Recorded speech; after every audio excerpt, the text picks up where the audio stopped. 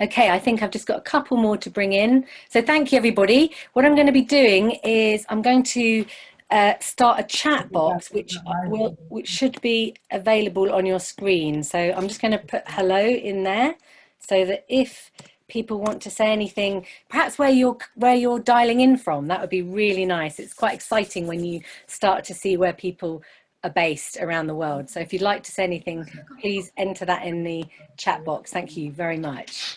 So I'm going to add the speaker view now. So hopefully some of you will be able to see Jan now. So welcome. Thank you so much for joining me. My name is Marina Robb and I run an organisation called Circle of Life Rediscovery.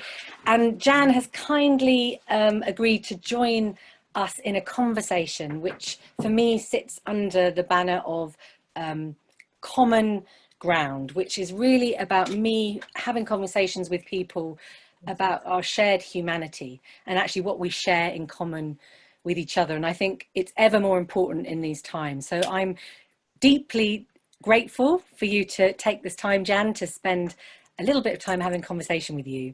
And we always start these things with a little bit of gratitude, and actually that allows us to arrive. So I'm going to start with that, and then I'm going to pass to Jan, and then we're going to get going on a little bit of conversation. It's only a short interview, and we will then end, well, we'll end in about 20-25 minutes, something like that.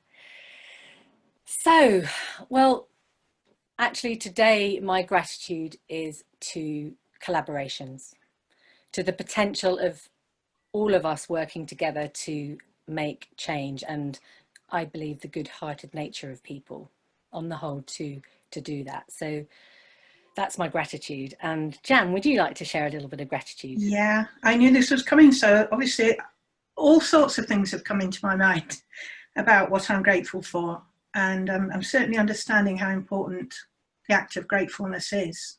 So I've got two, a little one and a big one. The first one is outside my back door is just a load of tarmac that's broken up. We've never got round to sorting it, and it's been colonised by wildflowers.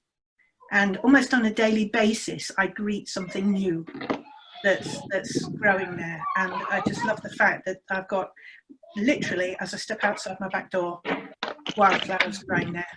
The other one is very pertinent to what we're talking about here this afternoon. Is the more I think about ecological identity and my own life journey, Jan, can you just wait a second? I just think somebody just needs to mute themselves. I'm sorry, if I mute if they could just do that, that would be lovely. I'm not sure they're aware of that. It's Adele. If you're possible to mute yourself, that would be wonderful. Probably very nice to have a child in the background, but just I can't find Adele on the screen, so I think she's managed to get it. Jan, off you go. Thank you. Well, the other gratitude is, say, very relevant to this. When I reflect on my own life journey, is I just want to express some gratitude to my parents for the childhood that I was able to have. Thank you. Yeah, there you go. Thank you. Can already feel it in the heart, so thank you so much. So really, this is the reason why I want to talk to you, because I can feel that you are a person that is doing what they do from a place of their heart. And I know that we met in the woods. I can see some people actually on the call that were in the very same woods that we were in together in last July. So we met last July in the woods, where we were co-collaborating with a whole group of people to hopefully bring Forest Kindergarten to this island in some ways. I know it's been going on for many years. I'm not trying to say anything else, but we met in these woods and we have since shared many conversations. And I think one of the things that we really share is this love of nature, but also this inquiry into the benefits of nature, and also a feeling sense of the importance of nature. So I don't want to talk, I want to listen to you. And I'd like to just start with asking you, what is this term ecological identity, and what does it mean for you? Yeah, Well, I'm just going to take a little step back from explaining the term and first explain why I got to this point, really. I did have a childhood where I played with my siblings in a variety of natural environments. And I realized just how much I draw on that. And I've been curious as I've sort of developed my life as a trainer, a thinker, a writer, in the whole area of what does it mean to be in the outdoors? What does it mean to be with the outdoors? I'm talking much more about being with rather than in or of now. And as a child, I know amongst many things, which I think about a lot, one of the things I did a huge amount was dig holes in the ground. Mm. And I've been endlessly curious about many things, but one of them is, why is it that children are so compelled to dig? And I think most people will remember digging to Australia. And if you think about, that feeling of digging to Australia, and why were we doing it? What was going on? One of the things that went on for me was I fell in love with rocks and soil. I wanted to be an archaeologist for a really long time. The excitement of digging and finding and so on was really strong. And I ended up studying at university a degree in soil science. And that love of soil has really continued and really been part of who I am. Mm. I also fell in love with dandelions, which a lot of people know now. They see dandelions and they send me pictures because I completely identify with dandelions. And what this inquiry is really driven by that sort of what goes on that helps or makes someone so involved with the natural world. And why is it so intense? Why has it driven my life so much? And how does that process occur? And clearly we need that process in order to help children grow up taking care of the planet. But I think what's happened to me over many, many years, in something like 30 years in education, I went into education. Marina, can I just ask you to put yourself on the screen? I've got a black screen. You've got a black screen. Oh, that's better. Now I'm talking to you. Okay. Oh, sorry. Okay. That's better. Yeah, so where was I? When I started in education, I was very interested in how to help children become people who look after the world. The connection with nature that would make them look after the world, stewardship, I think we call it. But over the years of being in education, and especially as I've got younger and younger in my focus, my interest has become, how is it that nature looks after us? Mm. And what's clearly happening is it's a reciprocal arrangement, a reciprocal relationship, that when we look after nature, it looks after us. Mm. When we have a life in nature, we're enabled to be looked after by nature. And it's a really, really important process. So my interest has been sort of what went on in my life? How can I draw on my own journey as a child, as an adult? And how can I draw on what I learned from my children? My daughter at 2 taught me an incredible amount about how,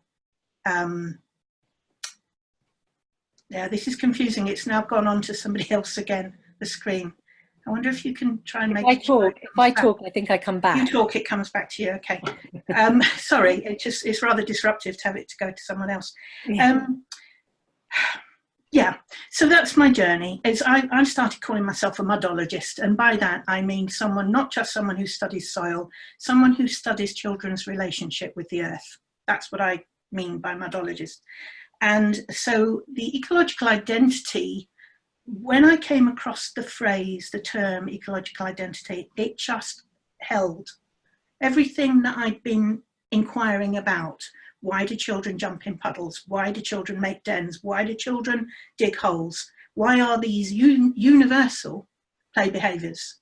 And almost all of us can draw on the feelings, especially the digging to Australia one. I just have to mention, if people haven't heard me say this before, some years ago I went to Australia and I asked if they were digging as children? Did they dig? And they said, oh yes, of course we dug. But they were digging to China, not back to England. And I tell you, that was a real emotional jar for me, because I had spent my childhood assuming they were digging back, and I wouldn't come halfway. So this isn't just a pastime. This is a really, really deep, formative process. I have a tree that I remember that I was digging under, and I was trying to get to the other side of the world, which was Australia. Yeah. Absolutely. I assume that they're part of it is that you're digging through the centre of the earth and coming out the other side. Yeah, absolutely. Yeah, that's exactly what I was hoping for. There was, I also came across a paper by an American man who, of course, as we know, the Americans dig to China, which I guess, I don't know, is that all the way on the other side?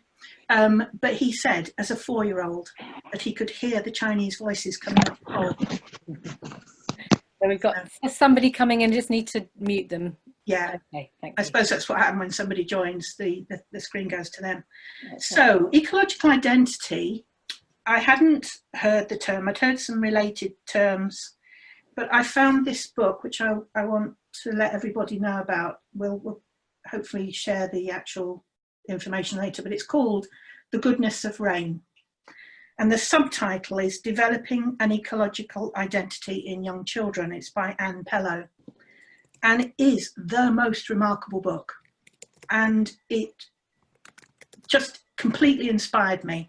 The term ecological identity really worked for me. The contents of the book set me on a path that I've been following for I don't know how many years now, building up my thinking, my understanding about how this journey happens and how important it is that children play with nature in their childhood in order to create this relationship. It's like when you play with people, you create a relationship with them, and when nature is the play partner, then a relationship, a very, very deep one that is formative, takes place. So for me, the idea of ecological identity goes quite a lot beyond nature connection.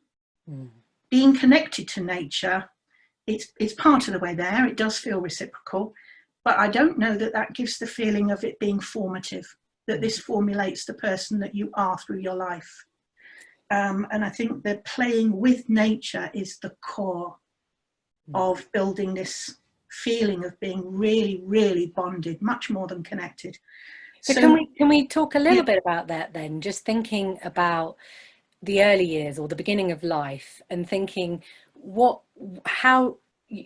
know how important play is. So what would you like to talk a little bit about play and how that enables this ecological identity? Yeah. So the last thing to say about ecological identity, and I agree we should move to the play behaviours, is that ecological identity is a feeling that you are part of, that you are part of a group. If you use the ideas of cultural identity, and I think we're all comfortable with what cultural identity means, then we can apply that to a much broader idea of being part of, belonging to, identifying with, so that in such a strong way that it is your family. The world is your family. Your kin. Your kin, absolutely. Yeah. So what my journey started, I wanted to reference this book and also David Sobel's book called Childhood and Nature, Design Principles for Educators. And when I matched these two, the ideas in them were very synergistic. So I started weaving this plus a theory I already was working with very much called habitat theory. And the three things just wove together to make this idea of many pathways of possibilities of nature, the natural world being the play partner, being the responder to the need of the child. So I want to just use habitat theory to introduce some of those. I now have 14 pathways, but habitat theory, and I'm sure there are many more, habitat theory gets at the heart of the whole thinking, and it's where I began. And I don't want to lose that thing about how nature responds, or what was that phrase that you just beautifully used? Nature responding. I think that the responder to the play need, the responder to the psychological need, absolutely. actually. That's Yeah. fair. So in habitat theory, it began in it was first written, to my knowledge, first written down in 1975 in a book called The Experience of Landscape. A British geographer called J. Appleton wrote this fabulous piece of thinking that in habitat theory, he says that when we go into a new environment, we look to see if this environment meets our needs for survival.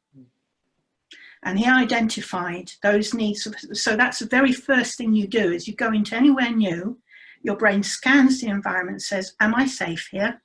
Will I survive here? And people stop at the top of escalators for exactly this reason. People pause in doorways precisely for this reason. You're going into a new environment. Am I safe here? Will I survive here?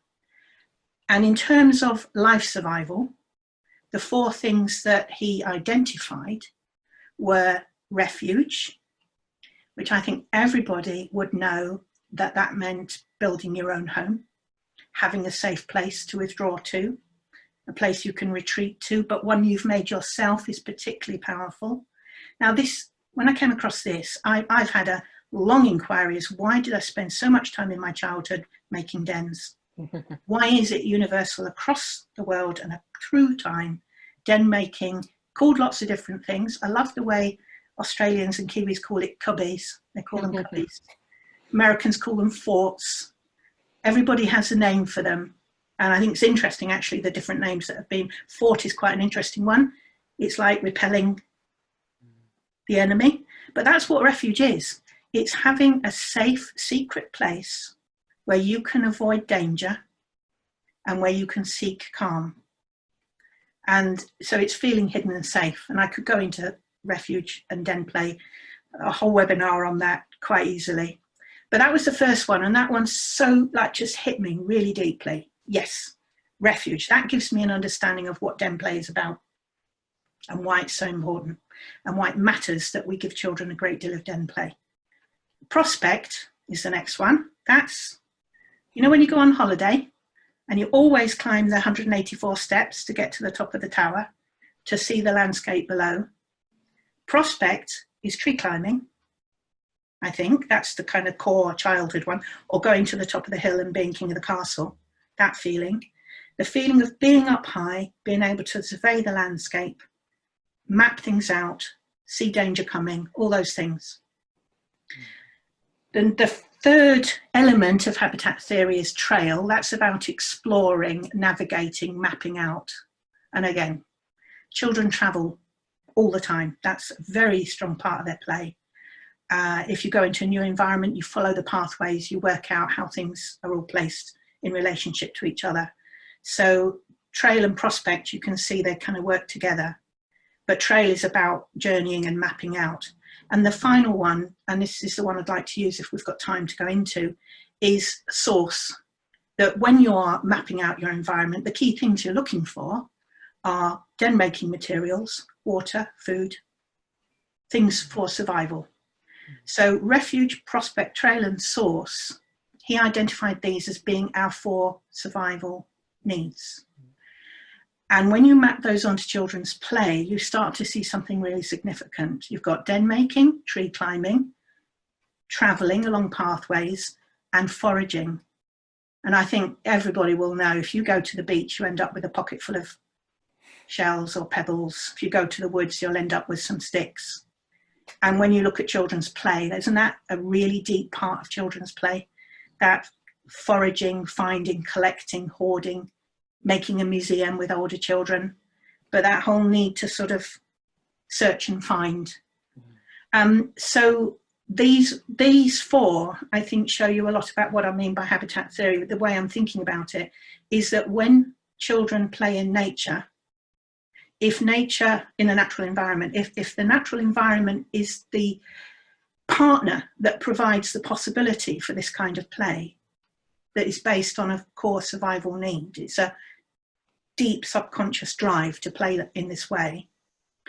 If the play partner is the natural environment, then they are being the responder to that psychological need. And what hits me, I used habitat theory a lot to think about designing outdoor play environments. I map them onto schemas. There's a great deal of overlap with schemas. And I think because the reason is that this all represents what's very deeply coded into our genetics.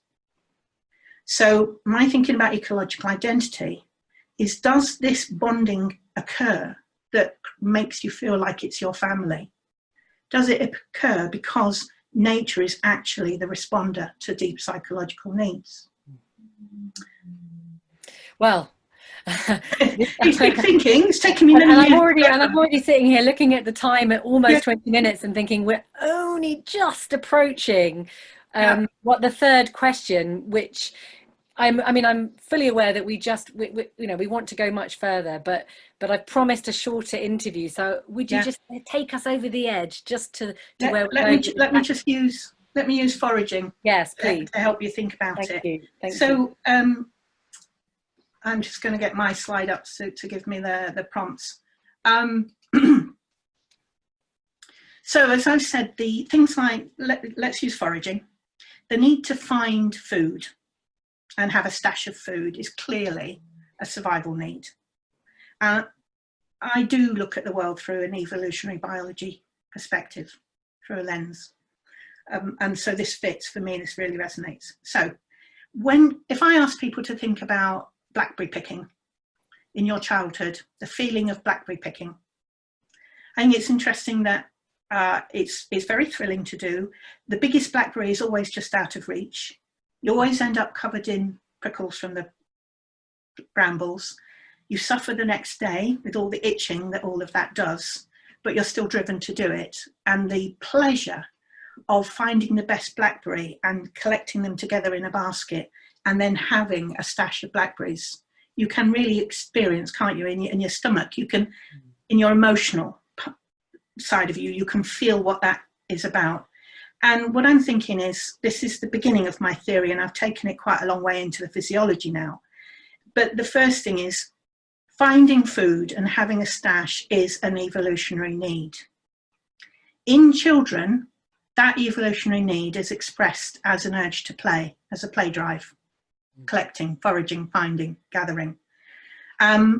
So the evolutionary drive is expressed in play behaviour.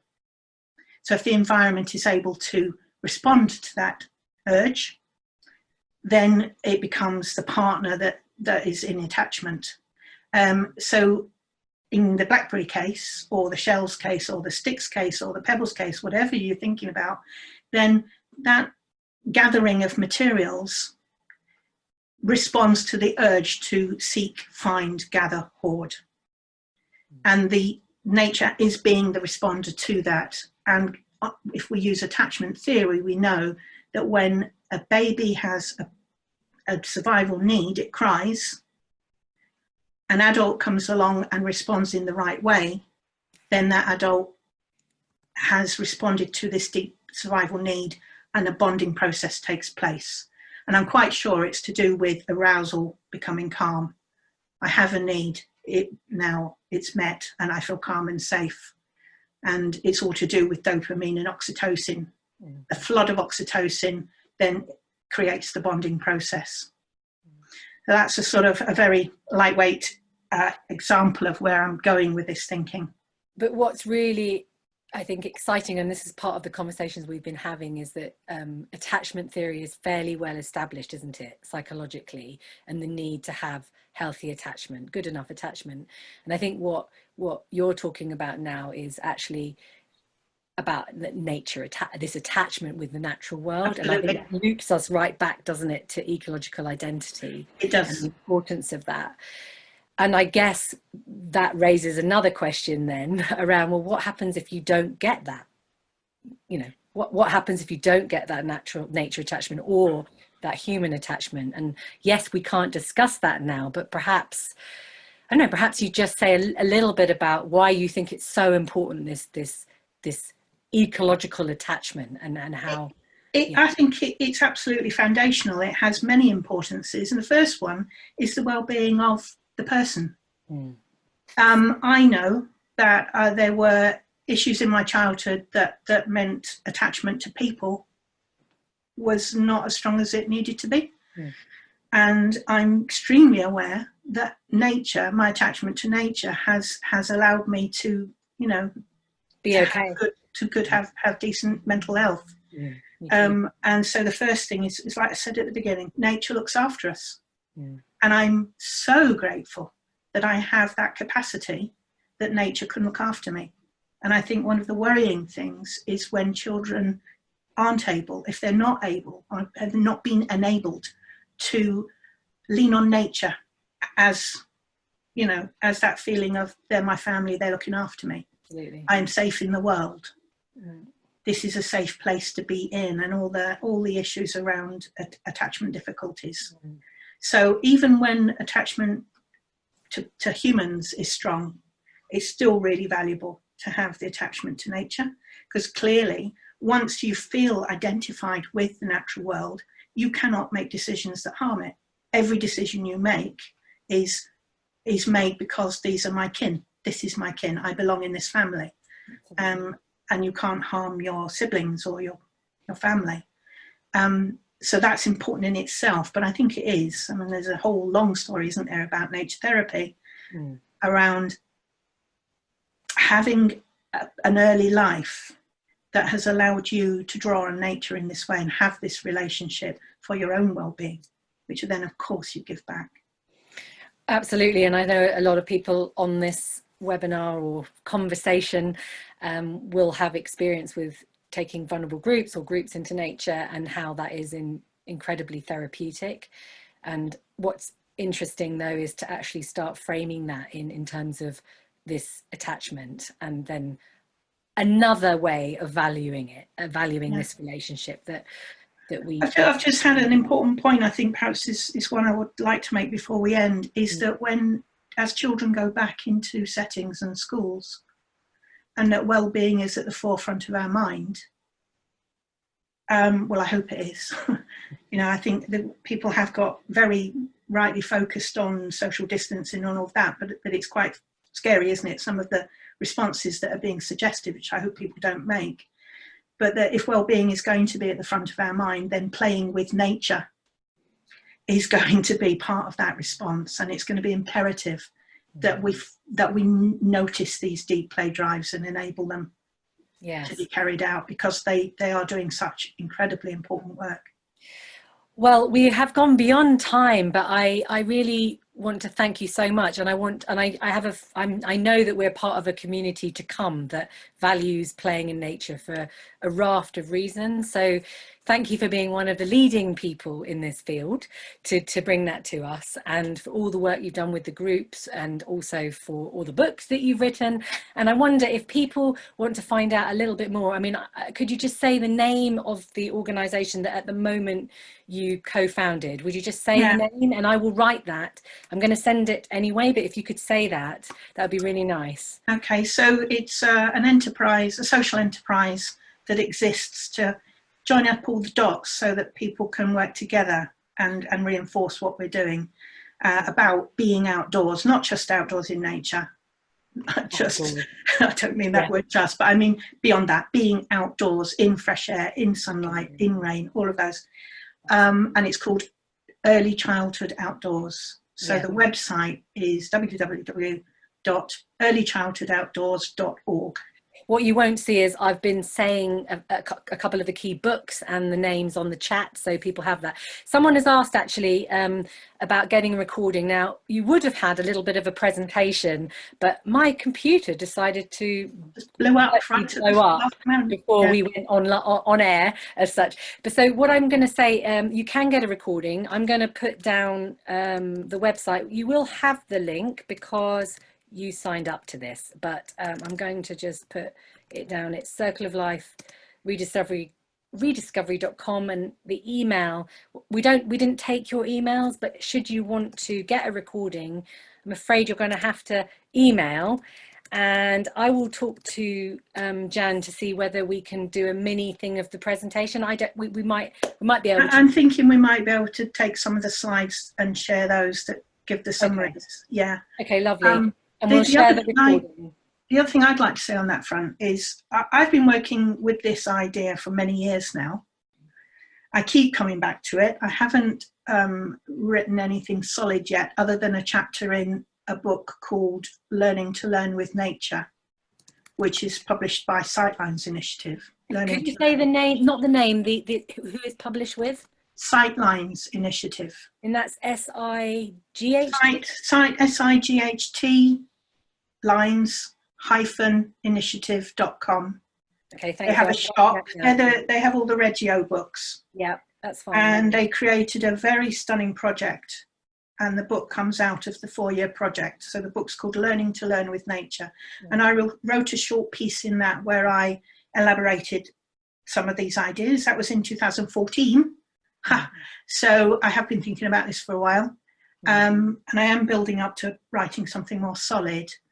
But my interest is in developing the thinking and going into the sort of the physiological underpinning to it all. Absolutely.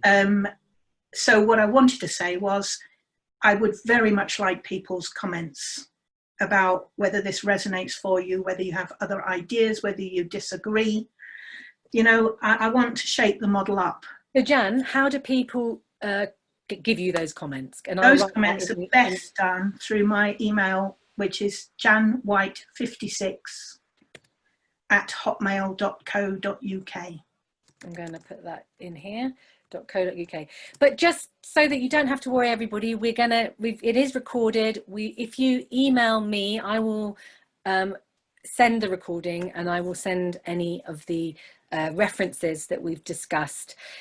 It's a short interview. It's just tempting us into this wonderful, rich and important subject. So I'm going to thank you again, Jan, and thank you to everybody who joined us. Yeah, and thank you, everyone saying thank you so much on the chat. So yeah, thanks a lot and keep well. Bye. Bye. Bye.